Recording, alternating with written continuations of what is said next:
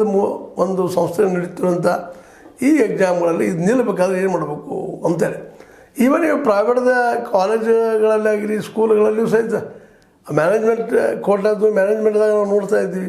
ಇವತ್ತು ಲೆಕ್ಚರ್ಗಳಿಗೆ ಇನ್ನುಳಿದ ಪೋಸ್ಟ್ಗಳಿಗೆ ಒಂದು ಸಾಮಾನ್ಯ ಕ್ಲರ್ಕ್ ಪೋಸ್ಟ್ಗೆ 30-40 ಲಕ್ಷಗಳವರೆಗೆ ಬೇಡಿಕೆಗಳನ್ನು ಇಟ್ಟಿದ್ದು ನೋಡ್ತಾ ಇದ್ವಿ.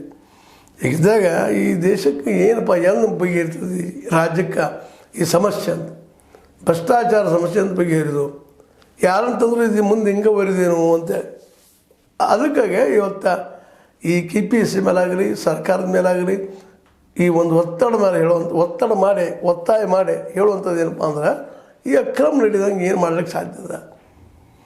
ಸಿದ್ದರಾಮಯ್ಯ ಸರ್ಕಾರ ಪ್ರಯತ್ನ ಮಾಡ್ತಾ ಇದೆ ಇಲ್ಲಂತಲ್ಲ, ಪೂರ್ಣ ಪ್ರಮಾಣದಲ್ಲಿ ಮಾಡೇ ಇಲ್ಲ ಅನ್ನೋ ಪರಿಸ್ಥಿತಿನೂ ಇಲ್ಲಿ ಇವತ್ತು ಪ್ರಯತ್ನ ಮಾಡ್ತಾಯಿದೆ. ಅದು ಇಡೀ ವ್ಯವಸ್ಥೆನ ಭ್ರಷ್ಟ ಆದಾಗ ಏನು ಮಾಡೋದು?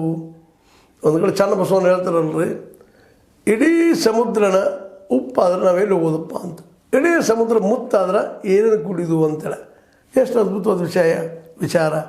ಹೀಗಾಗಿ ಇಡೀ ವ್ಯವಸ್ಥೆ ಏನಾಗಿದೆ ಬಂದು ಭ್ರಷ್ಟಗೊಂಡದ.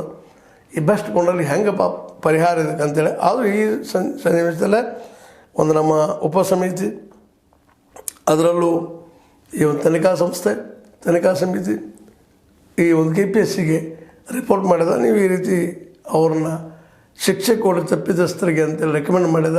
ಆ ಕೆಲಸ KPSC ಮತ್ತು ಸರ್ಕಾರ ಜಂಟಿಯಾಗಿ ಮಾಡಲಿ, ಇಂಥ ಘಟನೆಗಳು ಇನ್ನಷ್ಟು ಆಗದಂಗೆ ಮತ್ತು ಆಗದಂಗೆ ಒಂದು ಪ್ರಯತ್ನ ಮಾಡಲಿ ಅಂತ ಹೇಳ್ತಾ KPSCಗೆ ಮಾತ್ರ ಈ ಅಂಟಿದ ಕಳಂಕ ಸಮೀಪದಲ್ಲಿ ಹೋಗ್ತದೋ ಇಲ್ಲೋ ಅನ್ನುವಂಥದ್ದು ಭಯನೂ ಆಗ್ಲಿಕ್ಕಂತದ.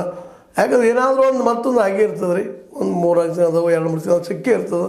ಹಿಂದೆ ಎಕ್ಸಾಮ್ದಾಯಿತು KS ನೀವು ನೋಡಿದಿರಿ, ಎಕ್ಸಾಮ್ ವಿಷಯದಲ್ಲೇ ಅನುವಾದ ತಪ್ಪಾಗೋಗ್ಬಿಡ್ತು, ಮತ್ತೊಂದು 2ನೇ ಸಲ ಮಾಡಿದ್ರು ಅದು ಆಯಿತು.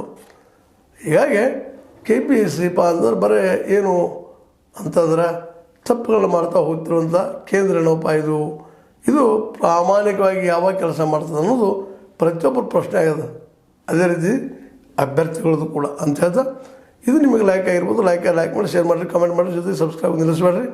H16 ನ್ಯೂಸ್ ಅರ್ಥಾತ್ ಹೇ ಸೀತಾರಾಮ್ ಸತ್ಯದ ಕೈಗಂಡು ವಂದನೆಗಳು.